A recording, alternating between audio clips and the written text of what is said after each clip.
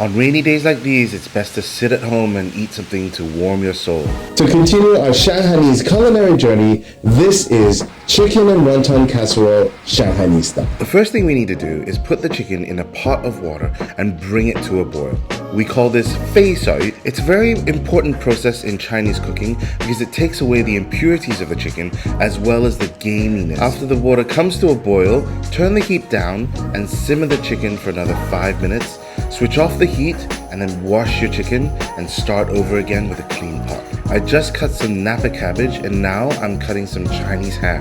In Mandarin, this is called Jinghua Ham. In Cantonese, Jinghua Wonton. Roughly translated, golden Chinese ham. It's a product that's very much like Parma ham and adds a certain salty, meaty characteristic to your soup. I'm now going to add some concentrated chicken broth. This is more of an Asian or Chinese flavored chicken broth. And the difference is it doesn't have any mirepoix, it doesn't have any celery or onions or carrots. Now we can bring the soup to a boil, and when it comes to a full boil, we'll turn it down and simmer it for 45 minutes. I've used a sheet of baking paper to stop the chicken skin from sticking to the lid while it cooks. Now onto the wontons. These are Shanghainese bak choy, also known as choy. We're going to rip these up and blanch them for about 1.5 to 2 minutes. Take them out, run them through some running water, and then squeeze out the excess water from it. In Cantonese language, Shanghainese wontons are also referred to as choy wonton, which roughly translates into wontons that are stuffed with vegetables and meat. Cantonese wontons with the yellow skins tend to be stuffed with a mixture of prawns and minced pork, and that's the difference. I've now chopped up the choy, and we can move on to marinating the minced pork. Some light soy sauce, some dark soy sauce, some crushed white pepper. Mix that around, add some cornstarch, mix it again, and now we can add the chopped vegetables. Mix, mix, mix, mix, mix, mix, mix until it's well mixed, but not a paste. Shanghainese wonton skins are white in color and they can come in squares or circles. I'll use some filtered water to wet the sides. Be careful not to use too much water, and if you do, don't worry, use your palm to wipe it away.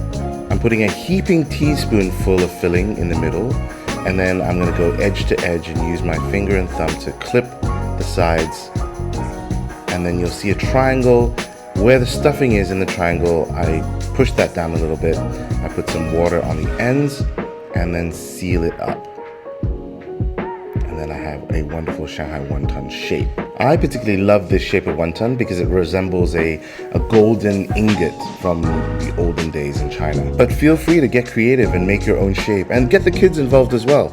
Now back to the soup. I'm going to use a spatula and a pair of chopsticks to pull the chicken out of the soup. The color of the soup inside the cavity as you tip it out will tell you whether or not the chicken is cooked or not. If the soup runs clear, then the chicken is cooked. If there's a pinkish colored soup, then you need to cook the chicken for a little longer until it's cooked through. When it's cooked through, you can pull the chicken out and then you can use the soup to cook the wonton. The skins will turn translucent when cooked, but the best way to know is to cut a wonton through and see whether or not the stuffing is cooked as well. And there it is, an extremely fun dish to make and super soul-warming to eat.